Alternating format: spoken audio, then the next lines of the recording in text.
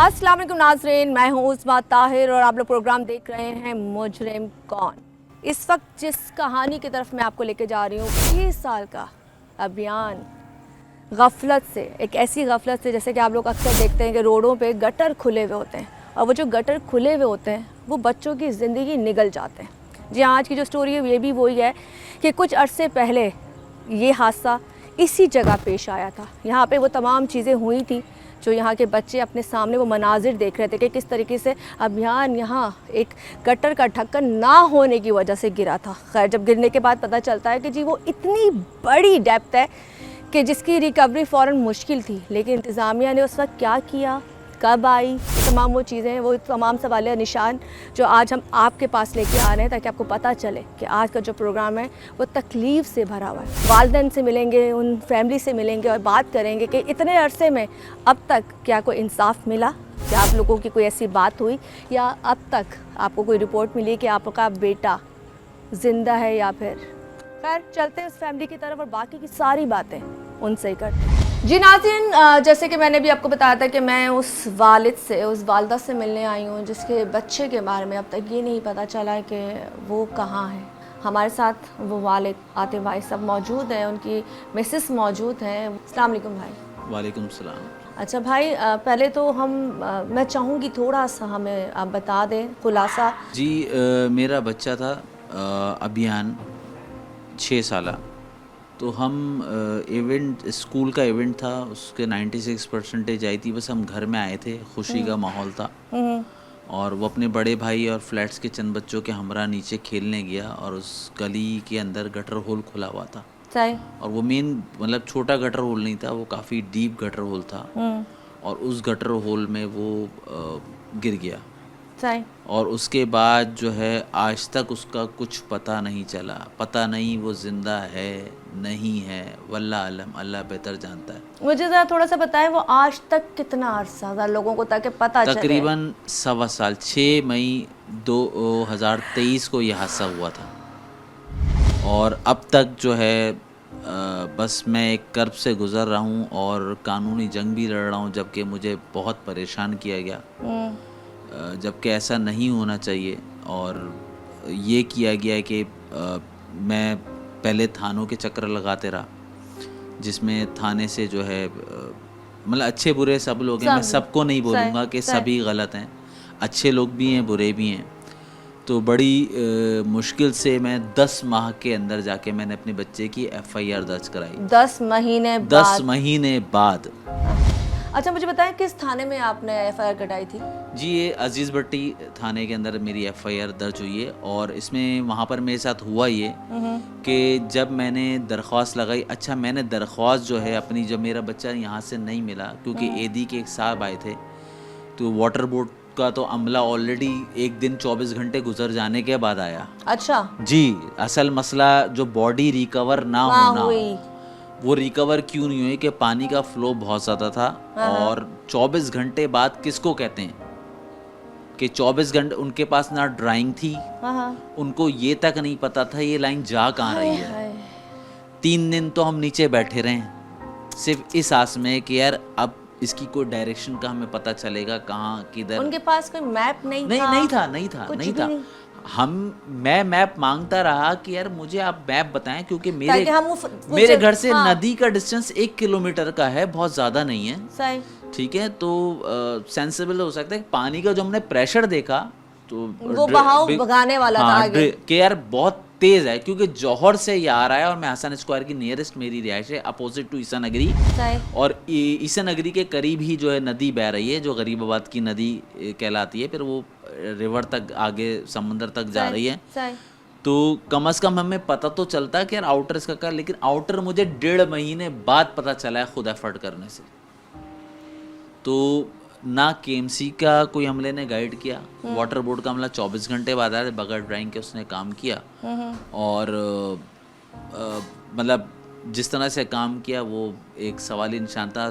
और सब जो है, जो भी एदी वाले आए हुए थे या रेस्क्यू वाले आए हुए थे, उनको ड्राइंग का कुछ पता ही नहीं चलता था। वो ये कि भाई इसको कम से कम खोदो, लाइन निकालो तो हम तो इस उन्होंने पे- कुछ खुदाइयाँ जो हुई थी बाद जी, में, और जी, ये जी। भी तो वो खुदाइयाँ कहाँ तक उन्होंने की थी? वो बस ये फ्लैट्स के नीचे तक जहाँ से बच्चा गिरा था हाँ। उस होल से लेकर नीचे तक है, यहाँ तक है। फिर अब उसके बाद लाइन तो आगे जा रही है ना, सही सही। वो लाइन नहीं खुदाई की गई और उस बच्चे को हो सकता है बच्चा उसमें कहीं फंस गया हो, या हो सकता है बच्चा निकल गया हो। निकल गया हो। मेरे लिए सवाल ये निशान है जिंदगी के अंदर कि हमेशा मेरा के बच्चा, हमें पता नहीं, अल्लाह करे कोई मौजज़ा दिख जाए मेरा बच्चा मिल जाए, हो सकता है मेरा बच्चा ना हो। तो मतलब मैं इस वक्त कहाँ खड़ा हूँ अपनी ज़िंदगी के अंदर। अच्छा, मैं अपनी फैमिली को भी देखना है, और अगर बच्चे को तलाश कौन करेगा अगर वो नहीं है तो भाई पुलिस सीधा सा स्टेटमेंट देना कि यार बच्चा नहीं है, बच्चा नहीं मिल सकता। सही। वो इसमें भी घुमा रहे हैं, इसमें भी मुझे घुमा रहे हैं। अच्छा, मुझे बताएं, जब जी। ये वाकया हुआ था उसके बाद कितने अरसे तक, पहले तो आपकी ये चीज़ें चलती रही होंगी क्योंकि आपने कहा 10 महीने लगे FIR होने में। जी जी। उसके बाद मुझे वो चीज़ें बताएं कि आपने कहाँ कहाँ जाके फरियादें की। देखिए जब मेरा बच्चा गिरा यहाँ पर और वो नहीं मिला, सही। तो 5वें दिन एक एदी के थोड़े से बुजुर्ग आए हुए थे उम्र वाले। उनका तजुर्बा बहुत ज़्यादा होता है क्योंकि हम लोग का वास्ता पड़ता रहता है फील्ड के हवाले से। सही। तो उन्होंने मुझे बोला बेटा तुमने ये काम कराया, लेकिन मेरे तजुर्बे के बिहाफ पे 15 मिनट नहीं लगे होंगे, तुम्हारा बच्चा नदी में चला गया। निकल गया। अब मेरी प्रायोरिटी है कि मेरी प्रायोरिटी तो मेरा बच्चा है भाई, बाकी सब चीज़ें बाद में। सही।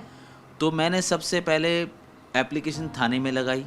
थाने के बाद जो है मैंने ACM, DC, DIG, SSP, governor Sindh, chief minister साहब तक मैंने एप्लीकेशन लगाई, लेकिन कहीं से कोई सुनवाई नहीं हुई।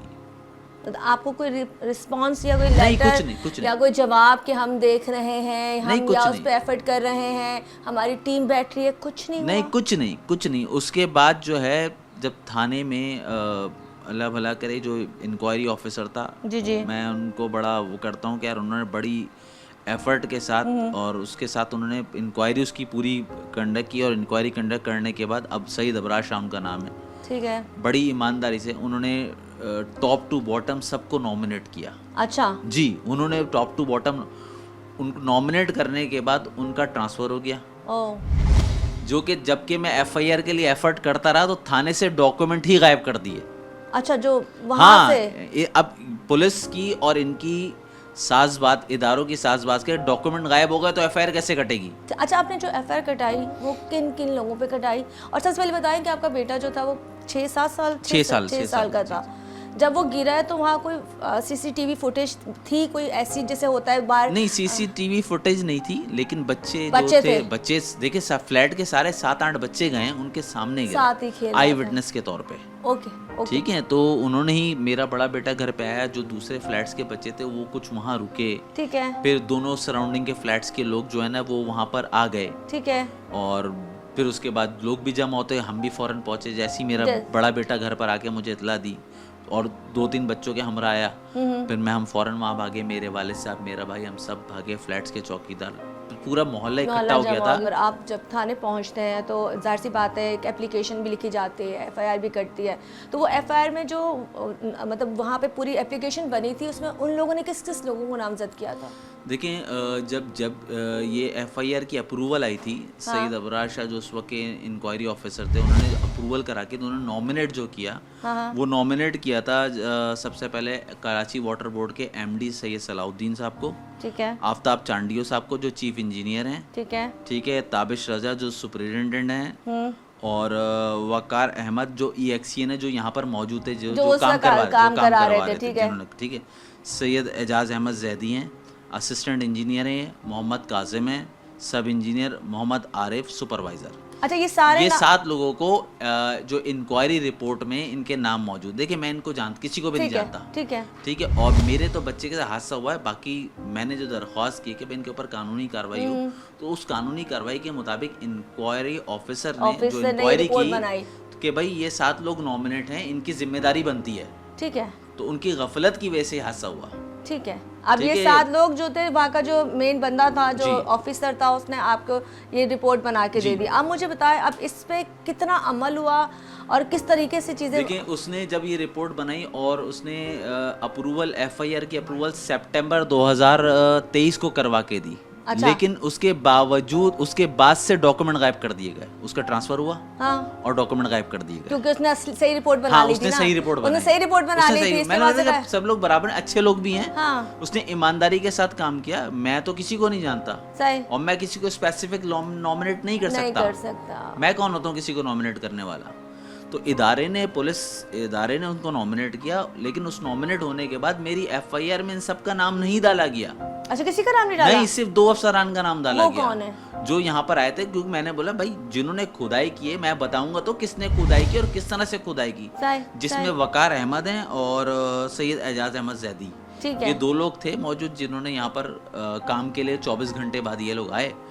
और फिर उसके बाद जो है ना ये हुआ कि एफआईआर बड़ी मुश्किल से सिर्फ 2 लोगों के नाम डले एफआईआर के अंदर। ठीक है, ठीक है। अच्छा, एफआईआर होने के बाद जो है ना रमज़ान के अंदर ये 16 मार्च 2023-24 को ये एफआईआर कटी है। और एफआईआर लॉन्च होने के बाद मैंने फ़ौरन जो है, क्योंकि मेरी एफआईआर दुरुस्त नहीं, बड़ी मुश्किल से मैंने कटाई, सही और उसके फ़ौरन बाद फिर मैंने आईजी साहब को दरख्वास्त सेंड की 25 मार्च 2024 को कि सर मेरी एफआईआर दुरुस्त नहीं कटी है, नाम उसको नहीं सही, और ये proper। 7 लोग इंक्वायरी के अंदर मौजूद हैं, इन लोगों के नाम शामिल किए जाएं।